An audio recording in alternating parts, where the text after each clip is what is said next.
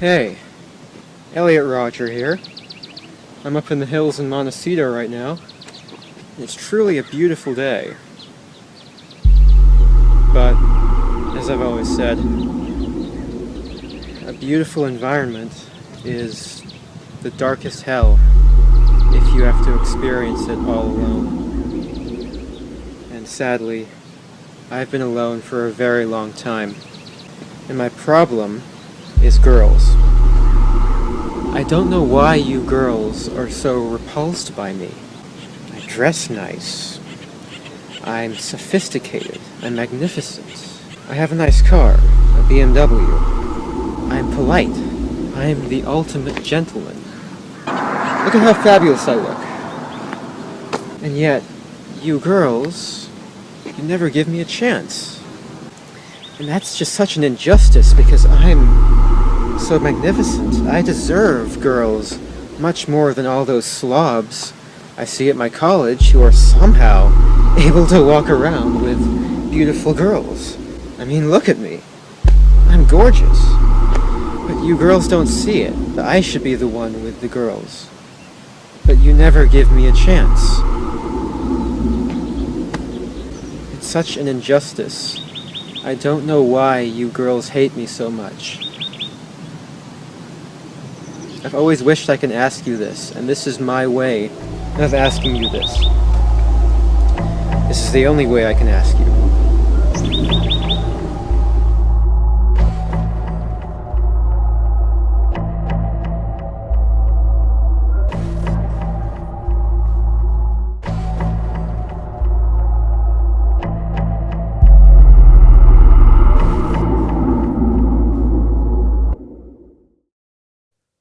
Humanity. All of my suffering on this world has been at the hands of humanity, particularly women. It has made me realize just how brutal and twisted humanity is as a species. All I ever wanted was to fit in and live a happy life amongst humanity, but I was cast out and rejected, forced to endure an existence of loneliness and insignificance, all because the females of the human species were incapable of seeing the value in me. This is the story of how I, Elliot Rodger, came to be. This is the story of my entire life. It is a dark story of sadness, anger, and hatred. It is a story of a war against cruel injustice. In this magnificent story, I will disclose every single detail about my life, every single significant experience that I have pulled from my superior memory, as well as how those experiences have shaped my views of the world. This tragedy did not have to happen. I didn't want things to turn out this way, but humanity forced my hand, and this story will explain why. My life didn't start out dark and twisted. I started out as a happy and blissful child, living my life to the fullest in a world I thought was good and pure. Elliot Rodger was born in London, England. He moved to the United States when he was 5 years old. He was raised in Los Angeles. His mother, Lee Chin Rodger, was a Malaysian research assistant for a film company, and his father is a British filmmaker, Peter Rodger, whose credits include working as a second unit assistant director for The Hunger Games. His stepmother, Somaya Akabun, she was a Moroccan-born actress. Elliot Rodger attended an all-male Catholic school in Los Angeles. He graduated from Independence Continuation High School in Lake Balboa, Los Angeles in 2010. He attended Santa Barbara City College, and writing in his manifesto that he had dropped out of all of his classes in February 2012. According to his family's attorney and a family friend, Rodger had seen multiple therapists since he was 8 years old. The lawyer claimed that Rodger was receiving psychiatric treatment, but Rodger was never formally diagnosed with a mental illness. By 9th grade, Rodger was increasingly bullied And he wrote that he cried by himself at school every day. One time during high school, he was being bullied by other students, who once taped his head to a desk when he fell asleep. Rodger had a YouTube account and a blog titled Elliot Rodger's Official Blog, both of which contained posts expressing loneliness and rejection. He wrote that he had been prescribed risperidone but refused to take it, stating, "After researching this medication, I found out that it was the absolute wrong thing for me to take." After turning 18, Rodger began rejecting the mental health care that his family provided, and he became increasingly isolated. He claimed that he was unable to make friends, although acquaintances said that he rebuffed their attempts to be friendly. According to Rodger, in 2012, the one friend he had in the whole world who truly understood him blatantly said he didn't want to be his friend anymore without offering him a reason for ending their friendship. Screenwriter Dale Launer, who was a friend of the Rodger family, stated that he had counseled Rodger on approaching and befriending women, but that Rodger did not follow the advice.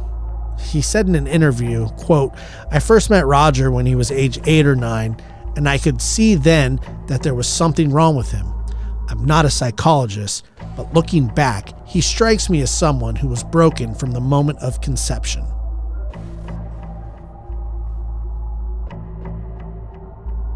Hey, Elliot Rodger here.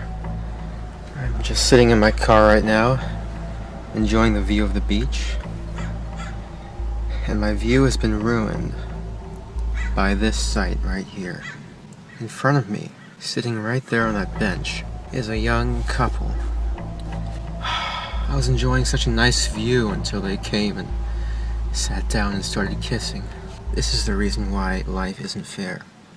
Why can't I experience something like that? I have to show everyone why I hate the world, because no girl would do this with me. I hate them. I hate them so much. Relating an incident that occurred on July 20th, 2013, Rodger wrote that he tried to shove girls at a party over a ledge, but he couldn't do it. And then men rushed to him and pushed him over. He said that he felt a snap in his ankle followed by a stinging pain and tried to get away from there as fast as he could. Realizing that he left his Gucci sunglasses at the party, Rodgers returned to retrieve them, but the same people he had tangled with before began mocking him and calling him names, then dragged him into the driveway and beat him up. One of Rodger's neighbors said that he saw Rodger come home crying and said that Rodger claimed that he was going to kill the men who attacked him and kill myself. Rodger told investigating officers that he had been assaulted, but they determined that he might have been the aggressor. He wrote in his manifesto that the incident was the final trigger for his planning of the killing spree. In July 2011, Rodger stalked and threw coffee on a couple outside of a Starbucks at the Camino Real Marketplace in Goleta. And in a later incident, threw coffee on 2 girls sitting at a bus stop in Isla Vista for not paying attention to him. In July 2012, Rodgers purchased a super soaker, filled it with orange juice, and used it to spray a group playing kickball at Gersh Park, as documented in his manifesto. Rodgers originally sought to carry out his attack on Halloween of 2013, but reconsidered because there would be too many cops walking around during an event like Halloween, and cops are the ones who could hinder my plans. On April 30th, 2014, about 3 weeks before his killing spree, Rodger's parents contacted police after becoming alarmed by his behavior and YouTube videos. He wrote in his manifesto that he had already planned the killings and purchased his guns by that time, and that officers who interviewed him at his apartment would have found the weapons if they had conducted a search of his bedroom. Santa Barbara County Sheriff Bill Brown later said that the deputies determined he did not meet the criteria for an involuntary hold, and that Rodgers told them it was a misunderstanding. He wrote in his manifesto, "My Twisted World," that being of mixed race made him different from the normal, fully white kids. On an online forum, he said that he opposed interracial dating and made several racist posts regarding African American, Hispanic, South Asian, and East Asian peoples, stating that seeing men of these ethnic groups socializing with white women makes you want to quit life. In one online post, Rogers wrote, "Full Asian men are disgusting, ugly, and white girls would never go for you. You're just butthurt that you were born an Asian piece of shit, so you lash out by linking these fake pictures. You even admit that you wish you were half white. You'll never be half white, and you'll never fulfill your dream of marrying a white woman. I suggest you jump off of a bridge." Further in his manifesto, he wrote, "How could an inferior, ugly black boy be able to get a white girl and not me?" In the manifesto, he outlined some of his plans. On the day before the day of retribution, I will start the first phase of my vengeance, silently killing as many people as I can around Isla Vista by luring them into my apartment through some form of trickery. The manifesto specifically mentions a war on women as the second phase of his plan for, quote, starving him of sex. The second phase will take place on the day of retribution itself, just before the climactic massacre. My war on women. I will attack the very girls who represent everything I hate in the female gender, the hottest sorority girls. In Rogers' self-proclaimed ideal world, he imagined that he would quarantine all the women in concentration camps, and at these camps, the vast majority of the female population would be deliberately starved to death, and that would be an efficient and fitting way to kill them all off. Quote, I would have an enormous tower built just for myself and gleefully watch them all die.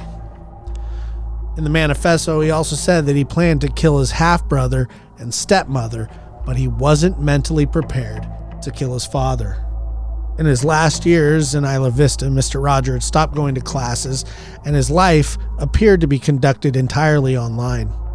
There had always been World of Warcraft, but now there were posts on sites that drew sexually frustrated young men, including PUA Hate, an online forum where participants ranted against pickup artists who had more success with women. On a site that was taken down after the murders, Mr. Roger expressed his disgust at women, questioning how they could resist his charms. The videos he posted on YouTube and Facebook were theatrical, even hammy, with him narrating scenic drives under palm trees and winking at the camera as he bobbed his head to bouncy songs like Walking on Sunshine, all to demonstrate to women how absurd it was that they did not find him alluring. They should be on me, he wrote. Others in Mr. Rogers' new community sometimes expressed solidarity with him, but soon turned on him.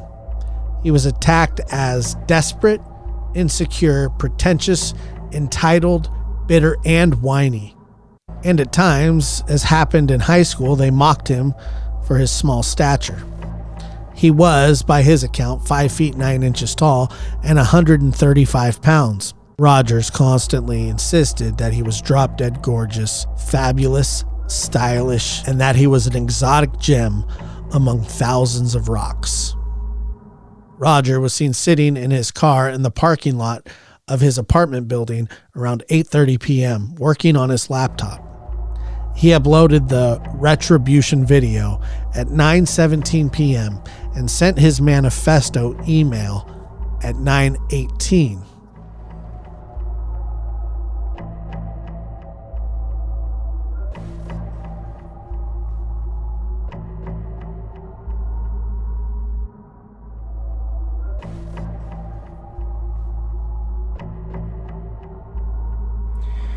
Hi, Elliot Rodger here. Well, this is my last video. It all has to come to this. Tomorrow is the day of retribution. The day in which I will have my revenge against humanity. Against all of you. I'm 22 years old and I'm still a virgin. It has been very torturous. It's not fair. You girls have never been attracted to me. I don't know why you girls aren't attracted to me, but I will punish you all for it. I don't know what you don't see in me. I'm the perfect guy, and yet you throw yourselves at all these obnoxious men, instead of me, the supreme gentleman. I will punish all of you for it. You will finally see that I am, in truth, the superior one, the true alpha male.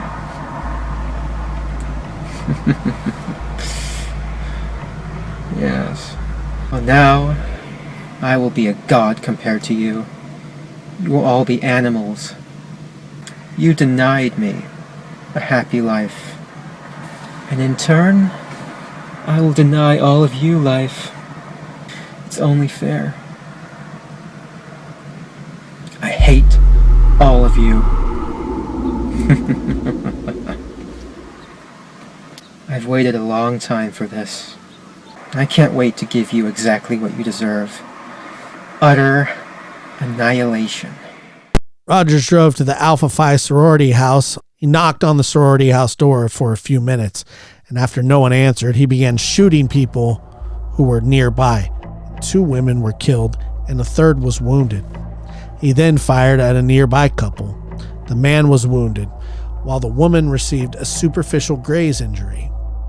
Returning to his car, Rogers drove 2 blocks to the Isla Vista Deli Mart on Padrel Road, where he briefly got out of his car and fatally shot a student who was inside the deli mart.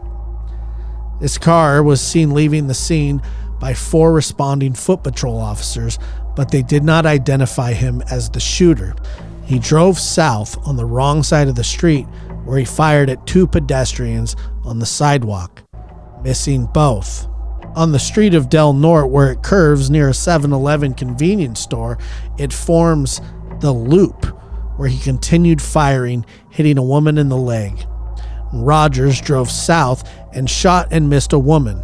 He turned east, then made a U-turn and drove where he exchanged fire with a sheriff's deputy who was responding to a 9:27 p.m. 911 call and struck a bicyclist. Students at the Isla Vista Church on Del Playa near Camino del Sur were completing a service of worship at the time and heard gunfire. Turning north, Rogers shot and wounded 3 people. And then he turned east and struck 2 skateboarders and shot another person at the intersection. He then again exchanged gunfire, this time with 3 sheriff deputies, and he was wounded in the left hip. He turned south a second time, then west again. He struck another bicyclist, then crashed on the north sidewalk just east of the intersection of Del Playa and Camino. Rogers was found dead with a gunshot wound to his head. Police said he had apparently committed suicide. A total of 7 people died, including Rogers, and 13 others were wounded. Police investigated 12 separate crime scenes in 10 locations. A search of Rogers' car recovered 3 9mm semi-automatic pistols and more than 400 rounds of unspent ammunition, all loaded into 41 10-round magazines. The guns were purchased legally in 3 different cities. The media later reported that the frantic attempt by Rogers' parents to intervene on the evening of the killings. After receiving a copy of the Manifesto, Rogers' therapist phoned his mother. She checked his YouTube channel, where she found the RETRIBUTION video that he had uploaded minutes earlier. She called Rogers' father, and they both left to drive up to Isla Vista. During the drive, she called the police in Isla Vista, and they arranged to meet when they arrived. Hearing a radio news report of shootings in Isla Vista, his mother called the therapist, who told her it was unrelated, saying that Rogers promised to act the following day and it would be unlike him to deviate from such details. When they reached out to the police in Isla Vista, Rogers' parents learned that the news reports was, in fact, about their son and that he had killed 6 people. A month after the rampage, the parents of the stabbing victims expressed anger and frustration about multiple aspects of the case, including the failure of police to take preventative action before the killing spree. Also, the limited amount of information that the authorities had released about their son's murders. More public interest in Rodger than in the victims, and perceived emphasis on the rights of the mentally ill over those of potential victims. And all 6 murder victims were students of the University of California, Santa Barbara. All were declared dead at the scenes of their attacks. The killing spree began at Rodger's apartment, where 3 men were found dead. They had been stabbed to death, according to most reports. Police removed a knife, a hammer, and 2 machetes from the apartment, but have not said which weapon or weapons were used in the murders. Authorities were investigating the possibility that all 3 men were killed while they were sleeping